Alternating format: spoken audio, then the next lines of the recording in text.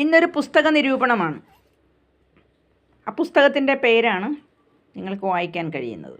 ആത്മാക്കൾ പറയാൻ ബാക്കി വെച്ചത്. ഏവർക്കും നമസ്കാരം. ഞാൻ ഇന്നൊരു പുസ്തക നിരൂപണം ആണ് നിങ്ങളുടെ മുന്നിലേക്ക് സമർപ്പിക്കുന്നത്. ആത്മാക്കൾ പറയാൻ ബാക്കി വെച്ചത് എന്ന പേരിലെ അബാക് മീഡിയയുടെ ഫൗണ്ടറായ ശ്രീ രോഹിത് എഴുതിയ രോഹിത്തിൻ്റെ ആദ്യ പുസ്തകമാണ് ആത്മാക്കൾ പറയാൻ ബാക്കി വെച്ചത്. അപ്പോൾ ഈ പുസ്തകത്തിലൂടെ പേജുകൾ മറിക്കുമ്പോൾ, താളുകൾ മറിക്കുമ്പോൾ നമുക്ക് അനുഭവപ്പെടുന്ന ചില അതീന്ദ്രിയ അനുഭവങ്ങൾ, അത് ഒരു വ്യക്തിയുടെ, സാധാരണക്കാരനായ ഒരു വ്യക്തിക്ക് തൻ്റെ ജീവിതത്തിലുടനീളം കടന്നുപോയപ്പോൾ ഉണ്ടായ അസാധാരണ സംഭവത്തെയാണ് ഇതിലുടനീളം പ്രതിപാദിക്കുന്നത് എന്നതാണ് ഏറ്റവും സവിശേഷമായി എടുത്തു പറയേണ്ടത്. ജീവിതത്തിൻ്റെ പ്രതിസന്ധികൾ ആത്മധൈര്യം കൊണ്ട് മറികടന്ന് മാധ്യമപ്രവർത്തനവും തൊഴിലും സമർപ്പണവുമാക്കിയ ഒരാൾ, അതാണ് ശ്രീ രോഹിത്. അദ്ദേഹത്തിൻ്റെ അന്വേഷണ യാത്രയിൽ അറിയാതെ വന്നുവിട്ട അല്ല, മറിച്ച് കാലം അയാളിലേക്ക് തന്നെ എത്തിച്ച അനുഭവത്തെ അനാവരണം ചെയ്യുകയാണ് ആത്മാക്കൾ പറയാൻ ബാക്കി വെച്ചത് എന്ന ഈ പുസ്തകത്തിലൂടെ. അകാലത്തിൽ പൊലിഞ്ഞുപോയ കുട്ടു എന്ന ഒരു ബാലൻ, കുട്ടുവിൻ്റെ ആത്മാവ് തൻ്റെ പ്രിയപ്പെട്ട മാതാപിതാക്കളുടെയും സഹോദരൻ്റെയും സ്നേഹപരിസരങ്ങളിൽ നിന്ന് മാറിപ്പോകാൻ ആഗ്രഹിക്കാതെയും അയാൾ തന്നെ കേൾക്കാൻ ആഗ്രഹിക്കുന്നവരോട് സംസാരിക്കും. അതായത് അയാളെ കേൾക്കാൻ ആഗ്രഹിക്കുന്നവരോട് സംസാരിക്കുന്നു എന്നതാണ്. അപ്പോൾ ആത്മാക്കൾ പറയാൻ ബാക്കി വെച്ചത് എന്ന ഈ പുസ്തകം കൊണ്ട് ഇവിടെ അവസാനിക്കുന്നില്ല. കുട്ടുവും മറ്റ് ആത്മാക്കളും വീണ്ടും അക്ഷരങ്ങളിലൂടെ നമ്മുടെ ഇടയിലേക്ക് എത്തുക തന്നെ ചെയ്യും, അവർ ആഗ്രഹിച്ചാൽ മാത്രം. അപ്പോൾ ഈ കൃതി ഇതിങ്ങനെ ഒരു പേര് കൊടുത്ത് പ്രസിദ്ധീകരിക്കുവാൻ കഴിഞ്ഞത് തന്നെ അദ്ദേഹത്തിൻ്റെ നിയോഗമാണെന്നാണ് ശ്രീ രോഹിത് വിശ്വസിക്കുന്നത്. അബാക് മീഡിയയുടെ ഫൗണ്ടറായ രോഹിത് ആത്മാക്കൾ പറയാൻ ബാക്കി വെച്ചത് എന്ന ആ പുസ്തകത്തിൻ്റെ എഴുത്തിൻ്റെ അനശ്വരത ആകാശങ്ങളിൽ അടയാളപ്പെടുത്തപ്പെടട്ടെ എന്നും, കുട്ടുവിൻ്റെ സംസാരം ചില ജീവിതങ്ങളെ മാറ്റിമറിച്ചേക്കാം എന്നുമെല്ലാം അദ്ദേഹം ചിന്തിക്കുന്നുണ്ട്. ചിലരുടെ വിശ്വാസങ്ങളെ തകർത്തേക്കാം. അതേപോലെ തന്നെ അന്വേഷണ തൽപരർക്ക് മുൻപിൽ ഈ ഒരു പാത പുതുതായിട്ട് തുറന്നു കിട്ടിയേക്കാം. അപ്പോൾ ഈ പുസ്തകത്തിലുടനീളം നാം കടന്നു പോകുമ്പോൾ നമുക്ക് ഇതിൻ്റെ പ്രമേയമായിട്ട് മനസ്സിലാക്കാൻ സാധിക്കുന്നത്, അനശ്വരമായ ആത്മാവ് ഭൂമിയിലുണ്ടാകും എന്നത് അടയാളപ്പെടുത്തലാണ്. അതിനെ അടിവരയിട്ട് ഉറപ്പിക്കുന്ന തരത്തിലാണ് ഈ പുസ്തകത്തിൻ്റെ ഓരോ പേജിലൂടെയും കടന്നു പോകുമ്പോൾ ഇതിൻ്റെ പുസ്തക രചയിതാവ് തനിക്ക് തൻ്റെ ജീവിതത്തിലൂടെ അനുഭവിക്കേണ്ടി വന്നിട്ടുള്ള അതീന്ദ്രിയ അനുഭവങ്ങൾ, അതായത് ഒരു സാധാരണക്കാരൻ്റെ അസാധാരണമായ അനുഭവങ്ങളിലൂടെ തനിക്ക് കടന്നു പോകേണ്ടി വന്നിട്ടുള്ള കുറേ അധികം ദിവസങ്ങൾ, ഉറക്കമില്ലാത്ത രാവുകൾ എന്ന് പറയുന്ന പോലെ രാവും പകലും ഒരുപോലെ താൻ അനുഭവിക്കേണ്ടി വന്ന ചില വിഷമങ്ങൾ. ഇതിൻ്റെ തുടക്കം, അതായത് അബാക് മീഡിയ എന്ന ഒരു ചാനൽ മുന്നോട്ട് കൊണ്ടുപോകുന്ന എൻ്റെ ഓണറാണ് ശ്രീ രോഹിത്. അദ്ദേഹത്തിന് ചാനലിന് വേണ്ടിയുള്ള കണ്ടന്റ് അന്വേഷിച്ചുള്ള യാത്രയിൽ അദ്ദേഹത്തിനോട് ഒരാൾ പറഞ്ഞു കൊടുക്കുന്നു, ക്യാമറമാനായ ശ്രീ മുരുകൻ. അദ്ദേഹം പറഞ്ഞു കൊടുക്കുന്നു, നമുക്ക് നല്ലൊരു കണ്ടന്റ് കിട്ടും, തിരുവനന്തപുരം വരെ ഒന്ന് യാത്ര ചെയ്താൽ മതി, ഞാൻ അവരുടെ അനുവാദം ചോദിച്ചു വാങ്ങിയിട്ടുണ്ട്, നമുക്ക് അവിടെ വരെ പോകാം. അപ്പോൾ അങ്ങനെ തിരുവനന്തപുരത്തേക്ക് കണ്ടന്റ് തേടിയുള്ള യാത്രക്കിടയിൽ ചെന്നെത്തുന്നതും അറിയുന്നതും വിചിത്രമായ ഒരു അനുഭവ കഥയായിരുന്നു. തികച്ചും വിഷമാവസ്ഥയിലെ, ദുഃഖാവസ്ഥയിൽ കഴിഞ്ഞു പോകുന്ന ഒരു അച്ഛനോ അമ്മയും, ആ അച്ഛൻ്റെ അമ്മയുടെയും പ്രിയപ്പെട്ട മകനായ സൂരജ് കൃഷ്ണ, ആ പ്രിയപ്പെട്ട മകൻ 20-ാം വയസ്സിലെ ആകസ്മികമായി മരണപ്പെടുന്നു. അതും ഈശ്വരഭക്തനായ അച്ഛൻ്റെയും അമ്മയുടെയും മകൻ. അത് ശിവഭക്തനായിരുന്നു. ശിവഭഗവാനോടായിരുന്നു ഇവരുടെ പ്രാർത്ഥന മൊത്തം. ആ പ്രാർത്ഥനയും ആരാധനയും എല്ലാം കണ്ടു വളർന്ന കുട്ടിയും ഒരു ശിവഭക്തനായിട്ട് തന്നെയാണ് വളർന്നത്. 65 ദിവസം ശ്രീകാര്യത്തിനടുത്തുള്ള ശ്രീകണ്ഠേശ്വര ക്ഷേത്രത്തിലെ ശിവഭക്തനായി നിന്നുകൊണ്ട് നിർമാല്യം അർപ്പിച്ച കുട്ടു. നമ്മൾ മനുഷ്യർ പറഞ്ഞു കേട്ടിട്ടുള്ള ഒരു കാര്യമാണ്, ഭഗവാനോട് പ്രാർത്ഥനാപൂർവം നിർമാല്യം മുടങ്ങാതെ എടുത്താൽ അത് ഭഗവാൻ രക്ഷിക്കും. ഭഗവാന്റെ രക്ഷ എന്ന് പറയുന്നത് ഭഗവാനോട് ചേർത്ത് പിടിക്കലാണ്. ഭഗവാനോട് ചേർത്ത് പിടിക്കുക എന്ന് പറയുമ്പോൾ അത് ഭഗവാൻ മരണവും എന്ന രീതിയിൽ കൊണ്ടുപോകലാണ്. ആ മരണത്തിലൂടെ ഭഗവാൻ കൊണ്ടുപോയി തന്നിലേക്ക് ചേർത്ത് നിർത്തുകയാണ് ചെയ്യുക. അതുകൊണ്ട് തന്നെ മനുഷ്യനായിട്ടുള്ള ഒരാളും നിർമാല്യ ദർശനം എല്ലാം എടുക്കരുത് എന്ന് ഞാൻ മറ്റുള്ളവർ പറഞ്ഞു കേട്ടിട്ടുണ്ട്. അങ്ങനെ നിർമാല്യം എടുത്താൽ അത് നമുക്ക് അപകടാവസ്ഥയാണ് ഉണ്ടാവുന്നത്, അത് മരണത്തിലേക്കുള്ള വഴി ഉറപ്പാക്കുകയാണ് ചെയ്യുന്നത്. ഭഗവാന്റെ രക്ഷ എന്ന് പറയാം, ഭഗവാൻ രക്ഷപ്പെടുത്തുമെന്ന് പറയുന്നത് ഭഗവാനോടൊപ്പം കൂട്ടിക്കൊണ്ടുപോവുകയാണ് ചെയ്യുക എന്നത് പറഞ്ഞു കേട്ടിട്ടുണ്ട്. അപ്പോൾ അത്തരത്തില് ഭഗവത് ദർശനവും നടത്തി നിർമാല്യം 65 ദിവസം പൂർത്തിയാക്കിയ ഒരു കുട്ടി, അതായിരുന്നു സൂരജ് കൃഷ്ണ. ആ കുട്ടിയുടെ 20-ാം വയസ്സിൽ അവിചാരിതമായിട്ട് താൻ ബാത്റൂമിൽ ഒന്ന് റിഫ്രഷ് ചെയ്യാൻ കയറുന്നു. അതിനുശേഷം പുറത്തേക്ക് ഇറങ്ങുമ്പോൾ അബോധാവസ്ഥയിലാകുന്നു. പെട്ടെന്ന് മരണം സംഭവിക്കുന്നു. അച്ഛനും അമ്മയ്ക്കും വിധി അവരുടെ മുന്നിൽ വിളയാട്ടം നടത്തിയതുപോലെ തൻ്റെ മകനെ നഷ്ടപ്പെട്ടത്. അപ്പോൾ ഈ ഒരു കഥയാണ് ക്യാമറാമാനായ മുരുകൻ അബാക് മീഡിയയ്ക്ക് വേണ്ടി കഥയായിട്ട് നമുക്ക് അവിടെ ചെന്നാൽ കണ്ടന്റ് എടുക്കാമെന്ന രീതിയിൽ ശ്രീ രോഹിത്തിനെയും കൊണ്ട് അവരുടെ ടീം അംഗങ്ങളെയും കൊണ്ട് ഈ ഒരു വീട്ടിലേക്ക് ചെല്ലുന്നു. ആ വീട്ടിലെ പശ്ചാത്തലങ്ങളെല്ലാം മനസ്സിലാക്കുന്നു. പക്ഷെ മരണശേഷം 2024 മാർച്ച് മാസത്തിൽ മരിച്ച അവരുടെ പ്രിയപ്പെട്ട കുട്ടൂസ് മരണശേഷം തങ്ങൾക്ക് അവനെ കാണാൻ പറ്റുന്നില്ലെന്ന് മാത്രമേ ഉള്ളൂ. അവനെ എല്ലാ ദിവസവും ഞങ്ങൾക്കറിയാൻ സാധിക്കുന്നുണ്ട്, ഇവിടെ വരുന്നുണ്ട്, ആഹാരം കഴിക്കുന്നുണ്ട്, പഴയതുപോലെ തന്നെ ഞങ്ങളോടൊപ്പമുണ്ട് എന്നൊക്കെ വിശദമാക്കുമ്പോഴേക്കും ആ ആത്മാവിനെ എന്തോ ബാക്കി പറയാനുണ്ട് എന്നതുപോലെ ആയിരുന്നു കണ്ടന്റ് അന്വേഷിച്ച് ചെന്ന ശ്രീ രോഹിത്തിൻ്റെ അനുഭവം. പിന്നീട് കണ്ടന്റിൻ്റെ ആ ഒരു ആദ്യത്തെ സ്റ്റെപ്പ് എന്ന രീതിയിൽ അവരോട് ചോദിച്ചറിഞ്ഞ കാര്യങ്ങളുമായി യാത്ര ചെയ്ത് തൻ്റെ ചാനൽ ഓഫീസിലെത്തുമ്പോഴേക്കും അവിടെ ഇരുന്നു കൊണ്ട് പിന്നെ ചിന്തയായി, എന്താണ് ഇങ്ങനെ ഈ ഒരു കണ്ടന്റ് യഥാർത്ഥത്തിൽ ഞാൻ അറിയേണ്ടതുണ്ടായിരുന്നു. അപ്പോൾ അങ്ങനെ ആ കണ്ടന്റിനെ തേടി അറിഞ്ഞു. അത് പിന്നെ ഷൂട്ട് ചെയ്തു. അച്ഛനെയും അമ്മയും പറഞ്ഞ വാക്കുകളെ ഷൂട്ട് ചെയ്ത് സ്വന്തം ചാനലിൽ കുട്ടൂസിൻ്റെ കഥ ഇവിടെ പബ്ലിഷ് ചെയ്യുമ്പോഴേക്കും പിന്നീട് അങ്ങോട്ടുള്ള യാത്രയിൽ ആ ആത്മാവ് ഈ ഒരു ഫൗണ്ടർ എഡിറ്ററിനെ പിന്തുടരുകയായിരുന്നോ എന്ന് നാം ചിന്തിക്കേണ്ടി വരും. ഓരോരോ വഴികളിൽ അനുഭവിക്കേണ്ടി വരുന്ന പ്രതിസന്ധികളും ചില സമയത്ത് ശാരീരിക അസ്വസ്ഥതകളും ചില സമയത്ത് മറ്റു തരത്തിലുള്ള ഒരുപാട് വെല്ലുവിളികളെ നേരിടേണ്ടി വരുന്നു നമ്മുടെ ഈ ഒരു എഴുത്തുകാരന്.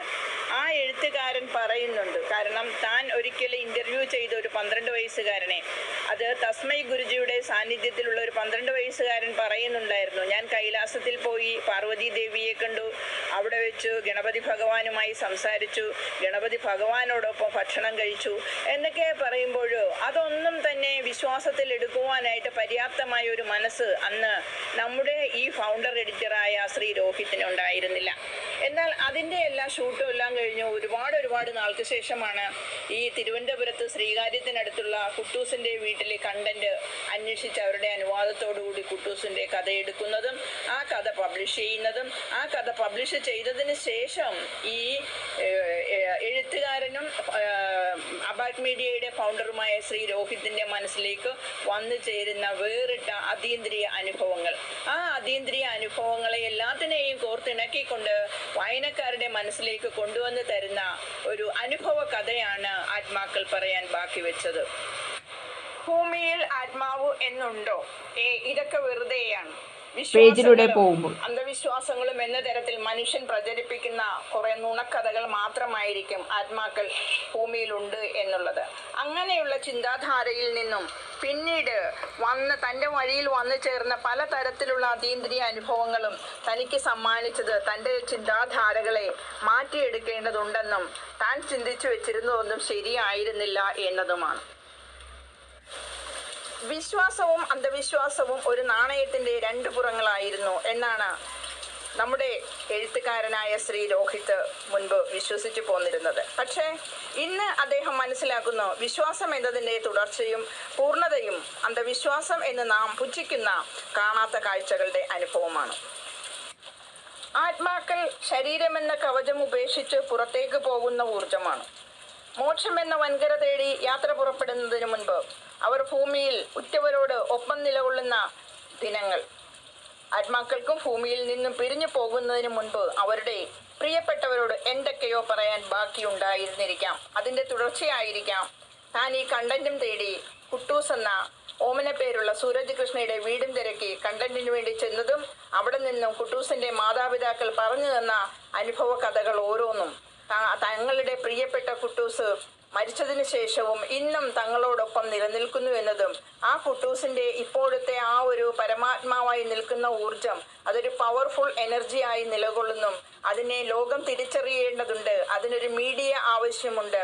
ആ മീഡിയേറ്റർ ആയിട്ട് ഈ ഒരു അബാക് മീഡിയ പ്രവർത്തിക്കണമെന്നും ഒരു ആത്മീയ ഗുരുവിന്റെ സഹായത്തോടു കൂടി തന്നിലുള്ള ആ ഒരു ഊർജം എന്താണെന്ന് തിരിച്ചറിയണമെന്നും ആ ആത്മാവ് കരുതിയിരുന്നോ?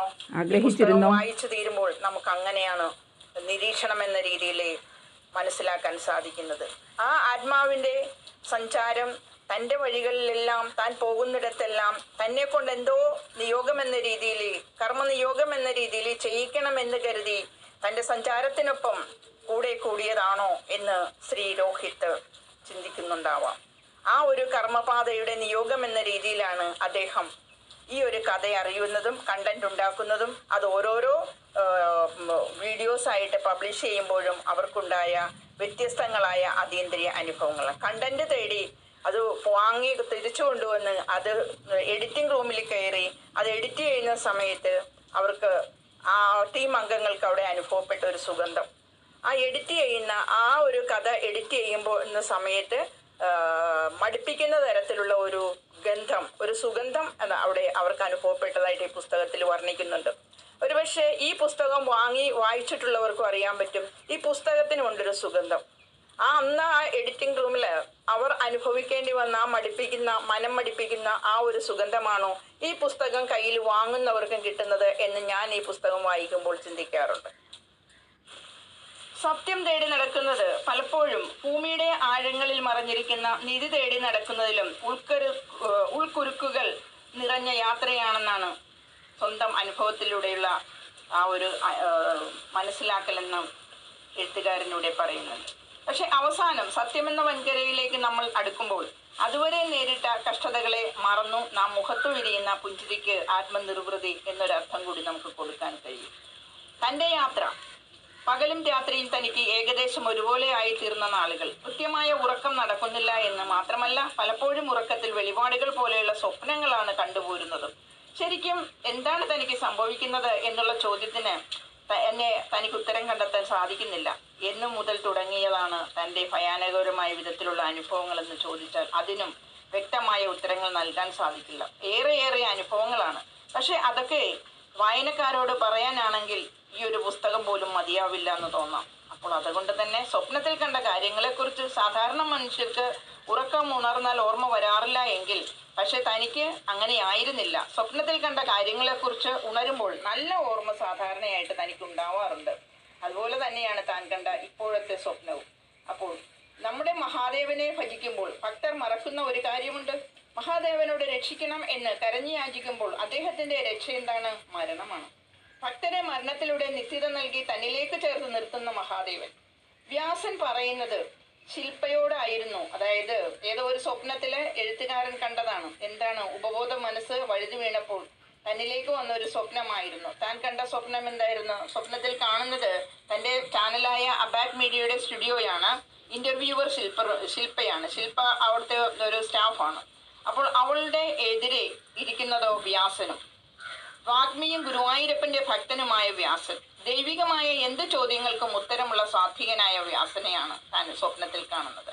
അപ്പോൾ വ്യാസൻ പറയുന്നത് ശില്പയോടായിരുന്നെങ്കിലും അത് തൻ്റെ മുഖത്തേക്ക് നോക്കിയാണ് പറയുന്നത് പോലെ. അപ്പോൾ മഹാദേവനോട് രക്ഷിക്കണമെന്ന് പറഞ്ഞാൽ എന്താണ് അതിനർത്ഥം? അങ്ങനെ കരഞ്ഞുകൊണ്ട് യാചിച്ചാല് അദ്ദേഹത്തിന്റെ രക്ഷ മരണമാണ്. ഭക്തരെ മരണത്തിലൂടെ നിത്യത നൽകി തന്നിലേക്ക് ചേർത്ത് നിർത്തുന്നതാണ് മഹാദേവൻ. ഉറക്കം കൂട് തുറന്നു വിട്ട പക്ഷിയെ പോലെ എന്നിൽ നിന്നും അകന്നു പോയത് വളരെ വേഗം തന്നെയായിരുന്നു എന്ന് അദ്ദേഹം പറയുന്നു. ഞാൻ നടുങ്ങി ഉണർന്നു. കിതപ്പടക്കാനും പറ്റുന്നില്ല. സ്വപ്നം കണ്ട് ചാടി എഴുന്നേൽക്കുകയാണ്. ദുസ്വപ്നമൊന്നും ആയിരുന്നില്ല കണ്ടത്. പക്ഷേ ആ സ്വപ്നത്തിൽ എനിക്ക് ഞാൻ തേടി നടന്ന ഒരു ചോദ്യത്തിനുള്ള ഉത്തരം പകർന്നു നൽകുകയായിരുന്നു. കാരണം കുട്ടൂസിന്റെ കഥ, കുട്ടൂസ് എന്ന ബാലൻ 20ാമത്തെ വയസ്സ്, അതിനുള്ളിൽ 65 ദിവസം നിർമാല്യ ദർശനം പൂർത്തീകരിച്ചു. ശ്രീകണ്ഠേശ്വരം ക്ഷേത്രത്തിൽ മഹാദേവന്റെ നിർമാല്യം ഇത്രയും ദിവസം കുളിച്ചു തൊഴുക എന്ന് പറയുന്നത് സാധാരണ മനുഷ്യർക്ക് നടക്കാത്ത കാര്യമാണ്. അപ്പോൾ ഒരു അസാധാരണമായ രീതിയിലുള്ള പ്രവൃത്തി ആ ഒരു ബാലന്റെ ഭാഗത്തു നിന്നുണ്ടായോ? ഇത്രയും നാൾ 65 നാൾ കുളിച്ചു തൊഴുക ആളുകൾ, അത്തരത്തിലുള്ള ആളുകൾ ചുരുക്കമാണ്. കുട്ടു അവന്റെ 20-ാം വയസ്സിൽ പരമഭക്തർക്ക് പോലും സാധിക്കാത്ത ആ ഒരു ഭാഗ്യം നേടിയിരുന്നു. മഹാദേവനോട് അവൻ യാചിച്ചിരിക്കുമോ? എല്ലാ ഭക്തരെയും പോലെ തന്നെയും രക്ഷിക്കണേ എന്നാണോ കുട്ടു പറഞ്ഞിരുന്നത് എന്നതാണ് സംശയം. അപ്പോൾ വ്യാസന്റെ വാക്കുകൾ നമ്മുടെ എഴുത്തുകാരന്റെ കാതിൽ ഒരിക്കൽ കൂടി മുഴങ്ങിക്കേൾക്കുകയാണ്. മഹാദേവനോട് രക്ഷിക്കണമെന്ന് കരഞ്ഞു യാചിക്കുമ്പോൾ അദ്ദേഹത്തിന്റെ രക്ഷ മരണമാണ് എന്ന് മനുഷ്യർ ഓർക്കേണ്ടതുണ്ട് എന്നുള്ളതാണ്. അപ്പോൾ ഇത്തരത്തിൽ ആകസ്മികമായ മരണം സംഭവിച്ചതിനെ തുടർന്ന് വളരെയധികം വിഷമത്തോടുകൂടി കഴിയുന്ന മാതാപിതാക്കൾ, ആ മാതാപിതാക്കളുടെ കഥനകഥയെ അറിയുന്നതും പുറം ലോകത്തെത്തിക്കുന്നതും അബാക് മീഡിയ. അപ്പോൾ അബാക് മീഡിയയിലൂടെ വന്ന കഥകളും വീഡിയോസും എല്ലാം കണ്ട് അവരുടെ വീട് തിരക്കി, ഈ ഒരു കുട്ടൂസിന്റെ വീട് തിരക്കി പല പാരാസൈക്കോളജിസ്റ്റും അവിടെ ചെല്ലുന്നു. അപ്പോൾ ഒരു പാരാസൈക്കോളജിസ്റ്റ് കുട്ടുവിന്റെ വീട്ടിലേക്ക് പോയപ്പോഴേക്കും അദ്ദേഹത്തിന് തോന്നിയിരുന്നു, അദ്ദേഹം ഒരാൾ ജോർജ് മാത്യു സാർ എന്ന പേരിലുള്ളതാണ്. അപ്പോൾ അവിടെ ചെന്നപ്പോഴേക്കും അദ്ദേഹത്തിന് അവിടെ ഒരു എനർജി, ഒരു സോൾ എനർജിയുടെ പ്രസൻസ് അദ്ദേഹത്തിന് അവിടെ അറിയാനായിട്ട് സാധിച്ചു എന്നതാണ്. അത് കൂടാതെ തന്നെ മറ്റൊരു പാരാസൈക്കോളജിസ്റ്റ് ഒരിക്കൽ ഇദ്ദേഹത്തിന് വിവരങ്ങൾ ചോദിച്ചറിയുവാനായിട്ട്, നമ്മുടെ അബാക് മീഡിയയുടെ ഫൗണ്ടറിന്റെ വിവരങ്ങൾ ചോദിച്ചറിയാൻ വേണ്ടിയിട്ട് ഒരിക്കൽ വിളിച്ചിരുന്നു. എന്നിട്ട് പറഞ്ഞു, രോഹിത് സാർ, നിങ്ങളുടെ പബ്ലിഷ് ചെയ്ത, നിങ്ങൾ അബാക് മീഡിയയിലൂടെ പബ്ലിഷ് ചെയ്ത മോനെ കുറിച്ചുള്ള വീഡിയോ കണ്ട് തീർച്ചയായിട്ടും അത് ഞാൻ നിരന്തരം കാണുമായിരുന്നു. അപ്പോൾ വീഡിയോ കണ്ടിട്ട് വീടന്വേഷിച്ച് അദ്ദേഹം അവിടെ ചെന്നിരുന്നു. അങ്ങനെ ചെന്നപ്പോഴേക്കും അദ്ദേഹത്തിൻ്റെ വർത്തമാനം എന്തായിരുന്നു എന്നറിയാവോ? അതായത്, നിങ്ങൾ വിചാരിക്കുന്ന പോലെ തന്നെ എനിക്ക് മനസ്സിലാക്കാൻ സാധിച്ചത്, ഞാൻ അവിടെ ചെന്നപ്പോൾ അവിടെ ഒരു സോൾ പ്രസൻസ് എനിക്ക് അനുഭവപ്പെട്ടു എന്നുള്ളതാണ്. എന്ന് പറഞ്ഞാൽ കുട്ടൂസിന്റെ ജീവസാന്നിധ്യം എന്ന പോലെ പരമാത്മാവായിട്ടും അവിടെ ഒരു സാന്നിധ്യം ഉണ്ടായിരുന്നു. എനിക്കത് തിരിച്ചറിയാൻ സാധിച്ചു. അങ്ങനെ കുട്ടൂസിന്റെ കഥയാണ് ആത്മാക്കൾ പറയാൻ ബാക്കി വെച്ചത്. അപ്പോൾ മരണത്തോടുകൂടി താൻ ഇല്ലാതാകുന്നില്ല, തനിക്കിനിയും മറ്റെന്തൊക്കെയോ ദൗത്യങ്ങൾ പൂർത്തീകരിക്കേണ്ടതുണ്ടായിരുന്നു. ആ ദൗത്യം പൂർത്തീകരിക്കുന്നതിന് വേണ്ടി തനിക്കൊരു മീഡിയ വേണ്ടി ഇരുന്നു. ആ മീഡിയയുടെ ദൗത്യം നിർവഹിക്കേണ്ടത് അബാക് മീഡിയ ആയിരിക്കണം. അബാക് മീഡിയയിൽ ആത്മഗുരു എന്ന രീതിയിൽ നിലനിൽക്കുന്ന ഒരാളുടെ സാന്നിധ്യത്തോടുകൂടി തൻ്റെ സോൾ പ്രസൻസും താൻ ആരാണെന്നും തിരിച്ചറിയേണ്ടതുണ്ട് എന്നുള്ളത് ഒരു പക്ഷേ ഈ ആത്മാവായിരിക്കുന്ന ആ ഒരു കുട്ടൂസ് എന്ന് പറയുന്ന വ്യക്തി ആഗ്രഹിച്ചിരുന്നിരിക്കാം. അതുകൊണ്ടായിരിക്കാം പിടിവിടാതെ മാനസിക സംഘർഷങ്ങൾ വരുത്തി പലതരത്തിലുള്ള വെല്ലുവിളികൾ കൊടുത്തു തന്നിലേക്ക് ആ ഒരു എനർജിയുടെ പ്രസൻസ്, അതൊരു ദൈവ്യ ആത്മാവാണെന്നും ദൈവിക ചൈതന്യം നിറഞ്ഞൊരു ആത്മാവാണെന്നും അത് തിരിച്ചറിയുക, ലോകത്തെ അറിയിക്കുക, ഈ ഒരു ഉത്തരവാദിത്വം ചെയ്യിക്കുകയായിരുന്നു കുട്ടൂസ് യഥാർത്ഥത്തിൽ അബാക് മീഡിയയെ കൊണ്ട്. അപ്പോൾ ആത്മാക്കൾ പറയാൻ ബാക്കി വെച്ചത് എന്ന ഈ ഒരു പുസ്തകത്തിന് രൂപം കൊടുത്ത ശ്രീ രോഹിത്, അദ്ദേഹത്തിൻ്റെ ഈ ഒരു പുസ്തക എഴുത്തിന് അദ്ദേഹം എടുത്ത എഫർട്ട്, അദ്ദേഹം താണ്ടിപ്പോന്ന വഴികൾ, ഇതെല്ലാം ചലഞ്ചസ് നിറഞ്ഞത് തന്നെയായിരുന്നു. എന്തായാലും ഈ ഒരു പുസ്തകം നമുക്ക് വായനാനുഭവത്തിലൂടെ നമുക്കും ചില അതീന്ദ്രിയ അനുഭവങ്ങൾ നമ്മളിലേക്കും വരുന്നുവോ, എഴുത്തുകാരനുണ്ടായ അതേ അനുഭവങ്ങൾ വായിക്കുന്ന സമയത്ത് ചില മാനസിക സംഘർഷങ്ങൾ വായനക്കാരും അനുഭവിക്കേണ്ടതായി വരുന്നില്ലേ എന്ന തരത്തിൽ എനിക്ക് തോന്നിയിട്ടുണ്ട്. ഞാനിത് പുസ്തകം മുഴുവനും വായിച്ചു. അപ്പോൾ ഇതൊക്കെയാണ് നമ്മൾ വിശ്വസിക്കുന്ന പോലെ ആത്മാവ് മരണത്തോടെ ഭൂമിയിൽ നിന്നും മാറി പൂർണ്ണമായും പോകുന്നില്ല എന്നാണ് ഈ പുസ്തകത്തിൻ്റെ നിരൂപണത്തിലൂടെ നമുക്ക് വിലയിരുത്താൻ സാധിക്കുന്നത്. അപ്പോൾ ഇത്തരം ഒരു പുസ്തകത്തിന് രൂപം കൊടുത്ത എഴുത്തുകാരന് എല്ലാവിധ അഭിനന്ദനങ്ങളും അറിയിച്ചുകൊണ്ട് ഞാൻ ഈ പുസ്തകത്തിൻ്റെ ഒരു ഒബ്സർവേഷൻ, ആ ഒരു ഒബ്സർവേറ്ററി സ്റ്റോറി ഞാൻ നിങ്ങളിലേക്ക് നൽകി. തുടർന്നും കൂടുതൽ എഴുതാൻ സാധിക്കട്ടെ എന്ന് ആശംസിക്കുന്നു. ഓക്കെ, പുതിയ പുസ്തക രചനയുമായി വായനക്കാർക്കിടയിൽ നിറഞ്ഞു നിൽക്കുവാനായിട്ട് ഈ ഒരു എഴുത്തുകാരന് സാധിക്കുമാറാവട്ടെ എന്ന് ആശംസിച്ചുകൊണ്ടും ഈ പുസ്തക നിരൂപണം പ്രിയ സബ്സ്ക്രൈബേഴ്സിന് വേണ്ടി സമർപ്പിക്കുകയാണ്. Okay, thank you so much. Thank you all.